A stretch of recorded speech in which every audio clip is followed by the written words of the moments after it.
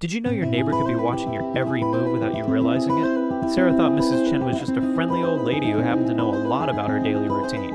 But when Mrs. Chen started mentioning things she shouldn't know, like what groceries Sarah bought or who visited her apartment, Sarah got suspicious.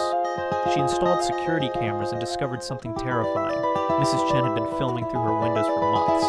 But that wasn't the worst part. The footage revealed Mrs. Chen was entering Sarah's apartment while she slept, moving objects around and stealing personal items. The truth was even more horrifying.